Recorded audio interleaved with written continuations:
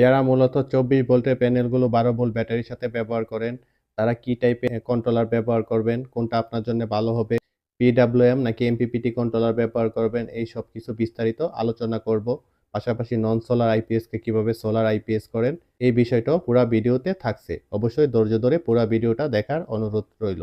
আপনারা দেখছেন top solar, আর আপনাদের মাঝে কথা বলতেছি আমি নাজমুল। তো আজকের এই ভিডিওটা অবশ্যই অনেক গুরুত্বপূর্ণ। আপনারা যদি পুরো ভিডিওটা দেখেন, এখান থেকে অনেক কিছু জানতে পারবেন। তো আমার কাছে রেগুলার ফোন আসে বা অনেক ধরনের বিষয় নিয়ে আপনারা জানতে চান। তো এই জিনিসগুলোই আজকে ভিডিওতে ক্লিয়ার করা হবে। তো অনেকেরই বাসায় ধরেন যে 12 ভোল্ট ব্যাটারি থাকে, আপনারা 24 ভোল্টের একটা প্যানেল কিনে ফেলেন। তো তার সাথে আপনারা যখন কন্ট্রোলার ব্যবহার করতে যান, অল্প কিছু টাকা বাঁচানোর জন্য অনেকে এই টাইপের পিডব্লিউএম কন্ট্রোলারগুলো ব্যবহার করেন। এটা অবশ্য অরিজিনাল একটা প্রোডাক্ট। তারপরও পিডব্লিউএম এবং এমপিপিটির মধ্যে পার্থক্যটাই আজকে তুলে ধরা মূল উদ্দেশ্য। তো যখন আপনারা এই কন্ট্রোলারটার কার্যকারিতা আমি আগে আপনাদেরকে একটু বলি।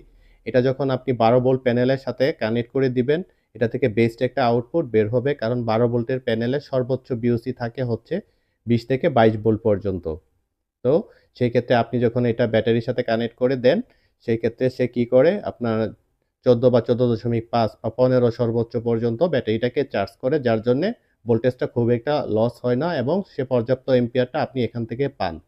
কিন্তু যখন আপনি এটার সাথে দেখেন, আবারও বলি, যখন আপনি এটার সাথে একটা 24 ভোল্টের প্যানেল কানেক্ট করে দিবেন, ধরেন একটা 24 ভোল্টের প্যানেলের ভোল্ট ধরে নিলাম যে 40 ভোল্ট, 40, 45, 35 বিভিন্ন ভোল্টের প্যানেল হয়। ধরে নিলাম এবারে 40 ভোল্ট একটা প্যানেল, আর ওইখান থেকে আপনি 5 এম্পিয়ার করে পাচ্ছেন। তো যখন আপনি এই কন্ট্রোলারটা ব্যবহার করবেন, তখন কি হবে, আপনি যে 5 এম্পিয়ার পাচ্ছেন ওই প্যানেল থেকে, সেটা দিয়েই ব্যাটারিটাকে চার্জ করবে।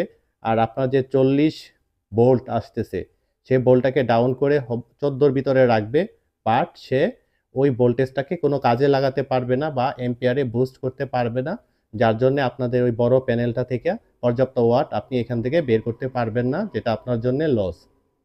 তো যারা মূলত মনে করেন 12 ভোল্টের প্যানেলগুলো ব্যবহার করবেন, তারাই মূলত এই টাইপের কন্ট্রোলারগুলো ব্যবহার করবেন, যেগুলো পিডব্লিউএম টেকনোলজি।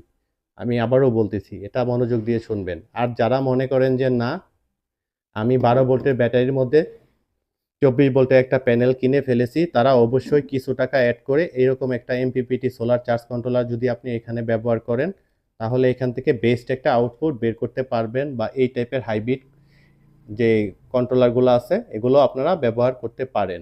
এখন আসেন যে এমপিপিটি 24 ভোল্টের প্যানেলের সাথে কিভাবে কাজ করে। আপনার প্যানেল থেকে ধরেন 5 এম্পিয়ার করে পাচ্ছেন, পাশাপাশি ভোল্টেজটা ধরে নিলাম 40 ভোল্ট। যখন আপনার এটা প্যানেলের সাথে কানেক্ট করবেন, প্যানেলটা কন্ট্রোলারের সাথে কানেক্ট করবেন, তখন সে যে ভোল্টটা আছে সর্বোচ্চ ভোল্টটাকে সে ডাউন করে 20-25-এ নিয়ে আসবে এবং সেই ভোল্টটাকে সে এম্পিয়ারে বুস্ট করবে। এম্পিয়ারে বুস্ট করে আপনার 5 এম্পিয়ারকে হয়তো বা 12, 14 বা 15 এম্পিয়ার, জাস্ট একটা ধারণা দিলাম, ওরকম এম্পিয়ারে সে বুস্ট করে ফেলবে, যেটা মানে আপনার প্যানেলটাকে পূর্ণাঙ্গ ওয়াট এফিসিয়েন্সি আপনি প্যানেল থেকে বের করতে পারবেন এসব এমপিপিটির মাধ্যমে, যেটা আপনি চাইলেও এরকম পিডব্লিউএম দিয়ে পারবেন না, যত ভালোই হোক কোয়ালিটি। আশা করি আমি কথাগুলো বোঝাতে পেরেছি। তো যদি আপনি এটা ব্যবহার করেন তাহলে আপনার ওয়াট লস হবে। আর যদি আপনি এরকম 24 ভোল্টের সাথে এমপিপিটি কন্ট্রোলারগুলো ব্যবহার করেন, তখন সে আপনার এম্পিয়ারটাকে বাড়িয়ে দিবে, কিন্তু সে পারবে না, সে 5 এম্পিয়ার পর্যন্তই, এই পিডব্লিউএম সে 5 এম্পিয়ার পর্যন্তই সর্বোচ্চ রাখবে, কিন্তু সে দ্বিগুণ বা তিনগুণ করে দিবে। তো এই হচ্ছে মূল ধারণা। আর আরেকটা জিনিস হচ্ছে, আপনি এই এমপিপিটি বা চাইলে আপনি অনেকের বাসায় নন সোলার আইপিএস থাকে, ধরেন নন সোলার আইপিএস গুলো যখন আপনারা ব্যবহার করেন, অনেকেই চান যে আমি হাইব্রিড সিস্টেমগুলো অন করে ফেলবো বা হাইব্রিড মোড কাজ করে এরকম একটা এমপিপিটি নিয়ে আমি নন সোলারকে সোলার আইপিএসে রূপান্তরিত করব। তাদের জন্য এরকম হাইব্রিড কিট সহ একটা কন্ট্রোলার আছে, এটা আপনি নিতে পারেন। এটা একেবারে লেটেস্ট প্রযুক্তি। এটার মধ্যে ডুয়েল এম্পিয়ার অপশন থাকার কারণে আপনার ব্যাটারিটা নষ্ট হবে না এবং দীর্ঘদিন ব্যবহার করতে পারবেন। ডুয়েল এম্পিয়ারটা কি, এটা আমার অনেক ভিডিও আছে, আপনারা চাইলে ওইখান থেকে দেখে নিতে পারেন। আপনি চাইলে আপনার মতো করে ব্যাটারি এম্পিয়ারটা সিলেক্ট করে দিতে পারবেন, তার বেশি এম্পিয়ার এটাতে ঢুকবেন না আপনি যত সিলেক্ট করবেন। অন্য সব কন্ট্রোলারগুলোতে, অনেক কন্ট্রোলারই আছে, এই ডুয়েল এম্পিয়ারটা অপশন না থাকার কারণে হচ্ছে আপনার ব্যাটারির আয়ুকাল অনেক গুণ কমে যায়। তো এটা ছাড়াও আপনি এটার মধ্যে সব ধরনের ওয়াট থেকে শুরু করে এম্পিয়ার সবকিছু একুরেট দেখতে পারবেন ডিসপ্লের মাধ্যমে। নিজের মতো করে ক্যালিব্রেশন করতে পারবেন। তারপর এইখানে যদি দেখাই, এইখানে হচ্ছে প্যানেলের কানেকশন আর এটা ব্যাটারি কানেকশন। আর সবচাইতে গুরুত্বপূর্ণ বিষয় হচ্ছে আপনার বাসায় যদি ডিসি লোড থাকে, আপনি চাইলে এখান থেকে ডিসি আউটপুটও ব্যবহার করতে পারবেন, সেটা 15 এম্পিয়ারে।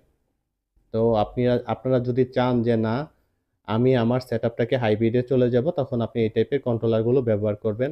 আর আরেকটা জিনিস আমি আপনাদেরকে ধারণা দিয়ে দেই, যেহেতু ভিডিওতে অবশ্যই আপনাদের বিভিন্ন ধরনের তথ্যগুলো উপস্থাপন করার চেষ্টা করতেছি। প্রোডাক্ট রিভিউ বলতে পারেন বা তথ্য উপস্থাপন বলতে পারেন, এটা প্রোডাক্ট রিভিউ না।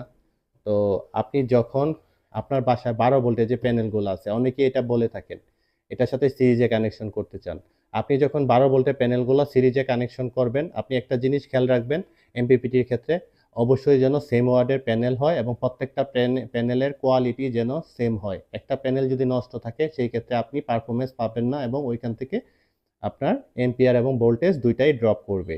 এখন আপনি ধরেন আপনার বাসায় 4টা 100 ওয়াটের প্যানেল আছে আর ধরে নিলাম একটা 150 ওয়াটের প্যানেল আছে, আপনি এটার সাথে সিরিজে কানেকশন করতে পারেন, কিন্তু ওই যে উপরে যে 50 ওয়াট আছে সবগুলা থেকে অ্যাভারেজ 100 ওয়াট করে যাবে, কারণ সেম ওয়াট যেটা আছে এটাই ধরে নেবে সর্বনিম্ন যেটা। তো আর বাকি যে 50 ওয়াট আছে এটা আপনার লস হয়ে যাবে সিরিজে কানেকশন করলে। এই জিনিসটা আপনারা মাথায় রাখবেন।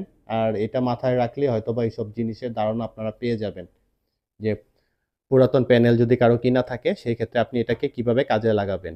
তো এটাও হচ্ছে একটা কথা। আবার যদি মনে করেন যে না আমি নতুন প্যানেল দিয়েই শুরু করব, একবারে নতুন সেটআপ, আমি অবশ্যই আপনাদেরকে একটা ধারণা দিয়ে দেই।